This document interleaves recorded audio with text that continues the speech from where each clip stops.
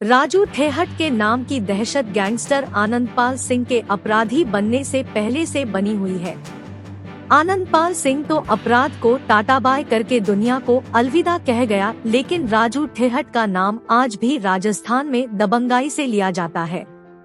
राजू ठेहट नाम की दहशत का अंदाजा इस बात से लगाइए कि जब राजू ठेठ चलता है तो हाथों में बंदूक थामे गार्ड उसे चारों तरफ से घेरे होते हैं। दुश्मनों को उनका सीधा संदेश होता है कि अगर बॉस की तरफ नजरें उठाई तो तुम्हारे शरीर को छलनी कर देंगे। राजू ठेहट की दहशत की शुरुआत। दहशत की दुनिया में राजू ठेठ की एंट्री को समझने के लिए आज से करीब 25 साल पहले 1995 के उस दौर में चलिए जब भाजपा की भैरों सिंह सरकार हवा के झोंके में झूल रही थी और राजस्थान में राष्ट्रपति शासन लागू था। सीकर जिले की एसके कॉलेज उस समय शेखावाटी के राजनीति का केंद्र हुआ करता थी। इसी कॉलेज में भाजपा के छात्र संगठन एबीवीपी के कार्यकर्ता गोपाल फोगावट का दबदबा हुआ करता था। गोपाल फोगावट शराब के धंधे से जुड़ा हुआ था, जिसके चलते राजू ठेहट भी फोगावट की शरण में चला गया। अब राजू ठेहट भी फोगावट की छाया तले शराब का कारोबार करने लगा और इसी दौरान राजू ठेहट की मुलाकात बलबीर बानुड़ा से हो जाती है। बानुड़ा दूध का व्यापार करता था, लेकिन राजू ठेहट से मुलाकात के बाद बानुड़ा को खूब पैसा कमाने की लत लगी और राजू ठेहट के साथ मिलकर शराब का कारोबार करने लगा। साल 1998 में बलबीर बानुड़ा और राजू ठेठ ने मिलकर सीकर में भेभाराम हत्याकांड को अंजाम दे दिया और यहीं से शेखावाटी में गैंगवार की शुरुआत हो गई। 1998 से लेकर 2004 तक बानुड़ा और राजू ठेहट ने शेखावाटी में अपनी दहशत इस प्रकार कायम कर दी कि अगर कोई शेखावाटी में शराब जैसे अवैध धंधों से जुड़ा है और अगर वो ठेहट और बलबीर बानुड़ा की जी हुजूरी नहीं करता तो समझो उसका खेल खत्म होना निश्चित है। अब साल आया 2004 का। वसुंधरा राजे राजस्थान के सिंहासन पर बैठी है। राजस्थान में शराब के ठेकों की लॉटरी निकाली गई, जिसमें जीन माता में शराब की दुकान राजू ठेहट और बलबीर बानुड़ा को मिली। दुकान शुरू हुई और उस पर बलबीर बानुड़ा का साला विजयपाल सेल्समैन के तौर पर रहने लगा। दिन भर में हुई शराब की खपत का हिसाब शाम को विजयपाल बानुड़ा और ठेहट दोनों को देता। दुकान से जिस प्रकार की बचत राजू ठेहट चाहता था वह बचत उसे मिल नहीं रही थी। ठेहट को लगा कि विजयपाल दुकान की शराब बेचने की बजाय ब्लैक में शराब बेचता है। इसी बात को लेकर राजू ठेहट और विजयपाल में कहासुनी हो गई और कहासुनी इस हद तक बढ़ गई कि राजू ठेहट ने अपने साथियों के साथ मिलकर विजयपाल की हत्या कर दी।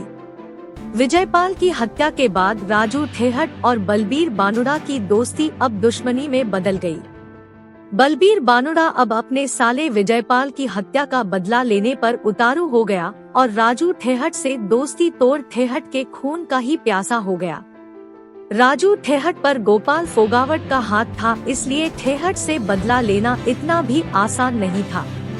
बदला लेने के लिए बलबीर बानुड़ा ने नागौर जिले के सावराद गांव के रहने वाले आनंदपाल सिंह से हाथ मिलाया। आनंदपाल, जो राजनेताओं से धोखा खाया, खुद नेताओं से बदला लेने की आग में झुलस रहा था। बलबीर बानुड़ा और आनंदपाल सिंह दोनों ने दोस्ती कर ली और दोनों ने अपने अपने बदले पूरे करने की कसम खा ली। राजू ठेहट आर्थिक रूप से आनंदपाल और बलबीर बानुड़ा के मुकाबले मजबूत था। बदला लेने के लिए आर्थिक रूप से भी मजबूत होना बेहद जरूरी था, इसलिए आनंदपाल और बलबीर बानुड़ा ने शराब और माइनिंग का कारोबार शुरू किया, जिसमें दोनों को फायदा भी मिला और इसी क्रम में चलते चलते अपनी गैंग को भी मजबूत बना लिया। दोनों गैंग के गुर्गों के बीच लगातार गैंगवार होती रही और दोनों तरफ खून की नदियां बहती रही। राजू ठेठ का शराब का कारोबार राजस्थान के अलावा हरियाणा तक फैल चुका था। ठेहट को राजनीति से संरक्षण था, इसलिए एक राज्य से दूसरे राज्य में शराब के ट्रक बिना रोक टोक जाने लगे। आनंदपाल और बलबीर बानुड़ा राजू ठेहट के शराब के भरे ट्रकों को ही लूटने लगे, जिसके चलते ठेहट को आर्थिक रूप से संकट झेलना पड़ा। अब कड़कती गर्मी का जून 2006 आया। राजू ठेहट से बदला लेने के लिए पहले ठेहट के संरक्षक गोपाल फोगावट को निपटाने का प्लान बना और इस प्लान को अंजाम दिया गया और फोगावट के शरीर को छलनी कर दिया गया। अब तक बदले की आग महज बलबीर बानुड़ा के अंदर ही थी, लेकिन गोपाल फोगावट की हत्या के बाद बदले की आग राजू ठेहट के अंदर भी जलने लगी। गोपाल फोगावट की हत्या का मतलब था राजू ठेहट के शरीर से ऑक्सीजन का चला जाना। अब मानो फोगावट की चिता पर राजू ठेहट ने बानुड़ा को खत्म करने की कसम खा ली और दूसरी ओर बलबीर बानुड़ा अपने साले विजयपाल की हत्या के वक्त ही ठेहट के खून का प्यासा हो गया था। दोनों गैंग पुलिस के साथ आंख मिचौली का खेल खेलती रही और अपना खौफ बनाए रखने के लिए वारदातों को अंजाम देती रही। साल 2012 तक दोनों गैंग अंडरग्राउंड रही और जब 2012 में बलबीर बानुड़ा, आनंदपाल और राजू ठेहट की गिरफ्तारी हुई तो बदले की आग फिर सुलगने लगी। बदले की शुरुआत बलबीर बानुड़ा की तरफ से हुई। बानुड़ा के खास दोस्त सुभाष बराल ने 26 जनवरी 2013 को, जब पूरा देश गणतंत्र दिवस के रंग में डूबा था, उसी समय सीकर जेल में बंद राजू ठेहट पर सुभाष बराल ने हमला कर दिया, लेकिन इस हमले में राजू ठेहट बच गया। जेल की सलाखों में अपने ऊपर हुए हमले से राजू ठेहट तिलमिला चुका था। बदले की आग अब फिर ठेहट के अंदर सुलगने लगी। अब बलबीर बानुड़ा और आनंदपाल से बदला लेना राजू ठेहट के लिए नाक का सवाल हो गया था। हमले के बाद राजू ठेहट ने अपनी गैंग की कमान अपने भाई ओम प्रकाश उर्फ ओमा ठेठ को सौंप दी।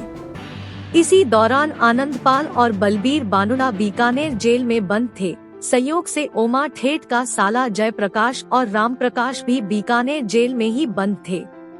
बदला लेने के लिए दोनों के पास हथियार पहुंचाए और 24 जुलाई 2014 को बीकानेर जेल में बलबीर बानुड़ा और आनंदपाल पर हमला बोल दिया गया। इस हमले में आनंदपाल तो बच गया, लेकिन बलबीर बानुड़ा मारा गया। इस तरह राजू ठेहट की कसम तो पूरी हो गई, लेकिन अपने जिगरी दोस्त बानुड़ा की मौत के बाद आनंदपाल ने बदला लेने की ठान ली और राजू ठेहट को मौत के घाट उतारने की कसम खा ली। दोनों गैंग अब एक दूसरे को मरने मारने पर उतारू हो गई। एक दूसरे को मारने की सुपारी दी जाने लगी, लेकिन वक्त आते आते आनंदपाल एनकाउंटर मारा जाता है। इन बदमाशों के बीच गैंगवार की दास्तान कारोबार और रंजिश से अधिक बदले की कहानी है। यह एक ऐसी जंग थी जिसमें हत्या का बदला हत्या से ही पूरा होता था।